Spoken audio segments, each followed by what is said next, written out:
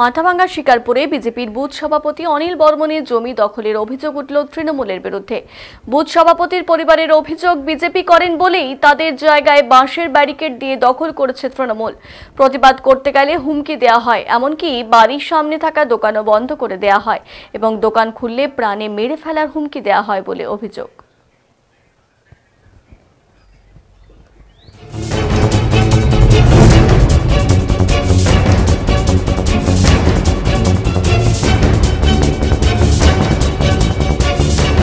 যদিও তৃণমূল কংগ্রেসের পক্ষ থেকে গোটা অভিযোগ অস্বীকার করা হয়েছে। প্রতিবেশী এক আত্মীয়ের সাথে জায়গা নিয়ে সমস্যা ওই ব্যক্তির। বিষয়টির সাথে তৃণমূলের সাথে কোনো যোগ নেই। তৃণমূলের বিরুদ্ধে ভিত্তিহীন অভিযোগ করা হচ্ছে বলে দাবি তৃণমূল নেতৃত্বের।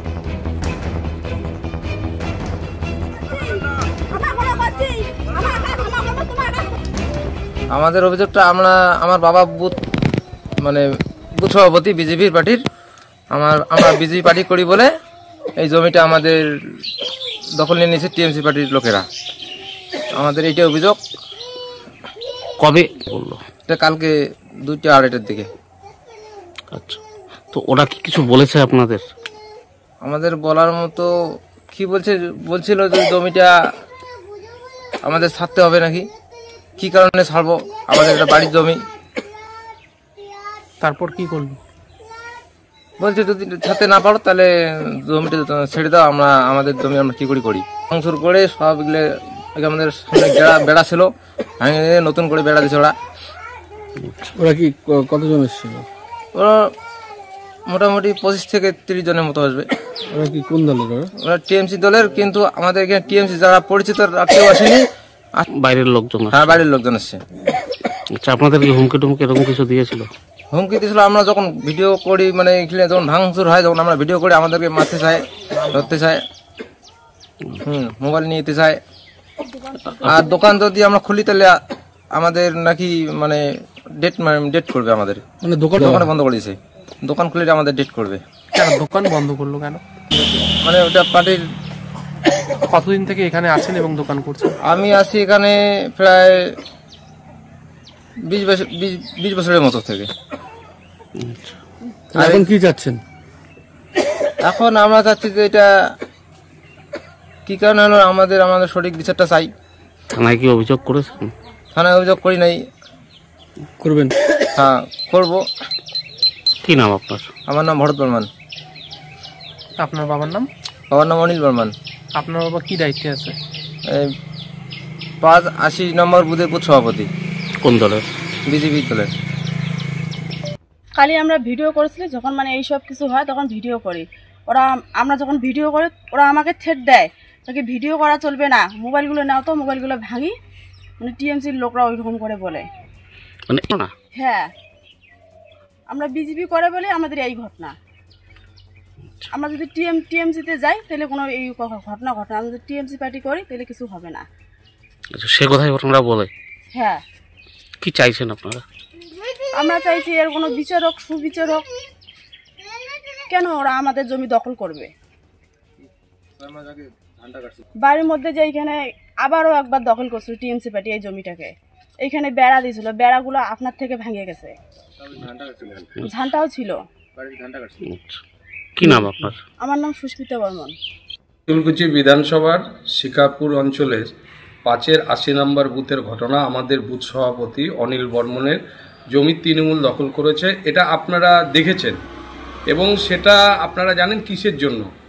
আজকে বিজেপি করার অপরাধে তার জমি দখল করা হয়েছে। এর আগেও তার উপর অত্যাচার করা হয়েছে, যেহেতু তিনি বিজেপি করেন। পশ্চিমবঙ্গে গণতন্ত্রের বর্তমান অবস্থা এটাই, যে বিজেপি যদি করা হয় তার জমি দখল করা হবে, তার কাছে জোর করে টাকা নেওয়া হবে। এবং 21-এর নির্বাচনে, বিধানসভা নির্বাচনের পর থেকে এই অত্যাচার চলছে, 24-এর পরেও হয়েছে। কিন্তু ঘটনা হচ্ছে, আমরা এই ব্যাপারে প্রশাসনের কাছে এর আগেও বিভিন্নভাবে বলেছি যে আমাদের যে কর্মীদের উপর দীর্ঘদিন ধরে যে নির্বাচনের পরে যে অত্যাচার চলছিল, সেই অত্যাচার এখনও অবধি হচ্ছে। যে আজকে অনিল বর্মনের যা ছেলের বউ তিনি বলেছেন, যে তিনি তো নিজেই বলছেন ছেলের বউ, যে আজকে ওনারা বিজেপি করেন বলে তাদের জমিটা দখল করে নিয়েছে এবং এর আগে জমি দখল করে এবং বাড়ির ওখানে দখল করে তারা তৃণমূলের ঝান্ডা লাগিয়েছিল। এর বিরুদ্ধে আমরা তীব্র প্রতিবাদ জানাচ্ছি। আমরা জায়গা মতো অভিযোগ জানাবো, থানায় আমরা বুথ সভাপতিকে নিয়ে অভিযোগ জানাবো যে অবিলম্বে তার জমি দখল মুক্ত করা হোক। আর পশ্চিমবাংলার এইটাই গণতন্ত্র যে বিজেপি বিরোধী দল করলে তাদের উপর অত্যাচার হবে, আর যারা এই অত্যাচার করছে তাদেরকে বলছি আর বেশি দিন না, 26-এর নির্বাচন আসছে, তারপরে কিন্তু যারা এই ধরনের অন্যায় কাজ করছে তাদের বিরুদ্ধে কিন্তু ব্যবস্থা হবে। অভিযোগ করুন, এই ঘটনার সঙ্গে তৃণমূলের কোনো সম্পর্ক নেই। অনিল বর্মন যে অভিযোগ করেছে তার প্রতিবেশী দেবচন্দ্র বর্মন, তার নামে জমির পাট্টা এবং খতিয়ান রয়েছে। সেই জমি সেই দেবচন্দ্র বর্মন এবং অনিল বর্মনের সঙ্গে সম্পর্ক হচ্ছে মামাতো পিস্তুত ভাই। তারা দুজনেই জমি কেনাবেচা করবে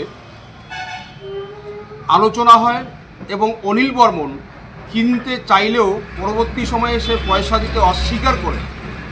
তাদের মধ্যে সেটা নিয়ে ঝামেলা হয়। সেইটা নিয়ে আমাদের গ্রাম্য প্রশাসন এর আগে সালিশি সভা করে বিষয়টিকে মিটিয়ে দেওয়ার চেষ্টা করেছে, কিন্তু অনিল বর্মন সালিশি সভায় স্বীকার করলেও পরবর্তী সময়ে সে পয়সা দিতে অস্বীকার করে এবং অনিল বর্মনই দেবচন্দ্র বর্মনের জমিটাকে জবরদখল করে গায়ের জোর দেখিয়ে দখল করে রেখেছে কিছুদিন যাবত।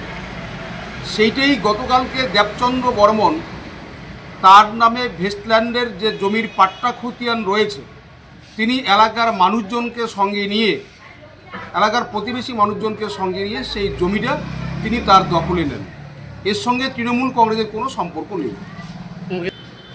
এরকম খবর হচ্ছে ভিত্তিহীন, কারণ দেবচন্দ্র বর্মন তার নামীয় যে জায়গা, কাগজের যে জায়গা, সেই জায়গার উপর তিনি দখল করেছেন এবং তিনি কি করবেন সেটা হচ্ছে তার নিজস্ব ব্যাপার। তাদের একটা অভিযোগ, তারা যদি 2024 সালের লোকসভা নির্বাচনে অনিল চন্দ্র বর্মন তো বিজেপি করতেন ঠিক, কিন্তু পরবর্তী সময়ে তিনি তৃণমূল কংগ্রেস দলে যোগদান করেছেন। আমাদের শিকারপুর কুসুমকুমারী প্রাইমারি স্কুলের একটি বড় সভায় তিনি সহ তার গোটা পরিবার তিনি তৃণমূল কংগ্রেসে যোগদান করেছেন, কিন্তু তিনি তো তৃণমূল কংগ্রেসের সঙ্গেই আছেন। তাকে নতুন করে আবার তৃণমূল কংগ্রেসে যোগদান করতে হবে এমনটা তো কোনো বিষয় নেই। তিনি দাবি করছেন তিনি বিজেপির বুথ সভাপতি হিসেবে দায়িত্বে রয়েছেন। তাহলে আমরা ধরে নিচ্ছি তিনি আমাদের তৃণমূল কংগ্রেসে যোগদান করলেও তার হয়তো মনটা এখনও বিজেপির সঙ্গেই আছে, তাই তিনি এরকম উল্টোপাল্টা কথা বলছেন।